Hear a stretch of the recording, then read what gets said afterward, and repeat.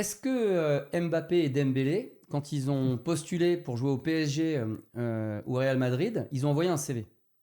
Non, ça c'est sûr. Est-ce que à la Légion étrangère? Est-ce que à l'Opéra de Paris? Est-ce que dans les ballets de Saint-Pétersbourg et de Kiev, on recrute avec un CV? On regarde les gens. Une compétence ne se déclare pas. Elle se démontre. Lorsque nous étions plus jeunes, on faisait les tests de détection dans les différents clubs. Ouais, c'est vrai.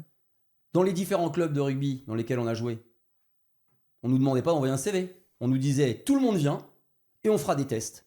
Et il y avait de l'écrémage. Bref, le CV s'est imposé progressivement avec une pratique qui revient peut-être au livret de travail qui accompagnait les travailleurs. Et il est devenu quelque chose d'assez pratique puisqu'il condense un certain nombre d'informations. Mais aujourd'hui, le CV, il est notamment utilisé parce qu'il y a le nom, le prénom, les coordonnées email. Mais pourquoi ne pas se limiter tout simplement à ces informations? Bref, aujourd'hui, il faut changer nos habitudes et commencer à recruter de façon efficace avec la démonstration des compétences détenues, les réflexions autour des motivations des candidats et certainement pas en s'accrochant à un bout de papier qui nous fait perdre du temps avec des candidats qui, après 5 minutes en entretien, ne démontrent aucune des compétences que nous attendons ou ne sont pas motivés par nos postes, ou à contrario, avec des candidats qui restent sur le pas de la porte, tout simplement parce qu'on a écarté leur CV. Ouais, je comprends tout à fait, mais tu es d'accord que c'est une pratique qui est possible si finalement on s'arrête à ce que tu disais, à savoir traiter peut-être 20 CV dans un premier temps. Mais le problème aujourd'hui, c'est que on s'est habitué à recevoir 1000 candidatures, 100 Ah candidatures oui, sur un c'est ça poste. aussi le sujet. Mais cela n'est absolument pas conforme à l'esprit d'une organisation qui se veut être rentable.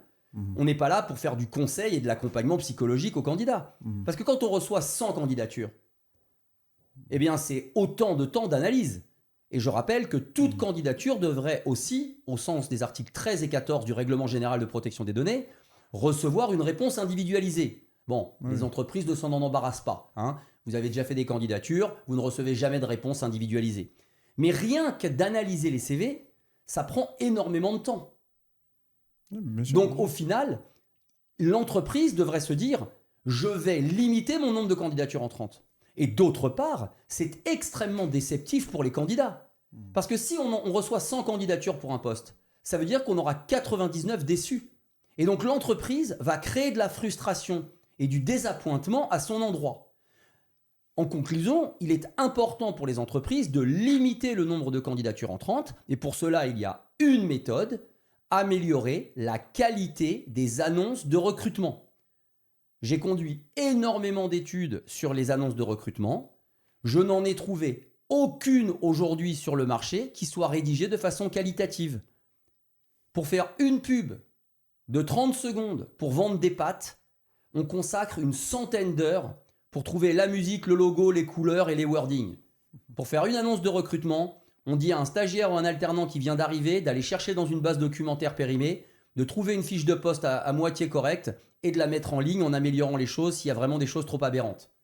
Bref, aujourd'hui, en matière de recrutement, il faut reconsidérer la pratique du signal de l'offre-demande d'emploi, c'est-à-dire qu'il faut revoir la pratique de la rédaction des annonces de recrutement.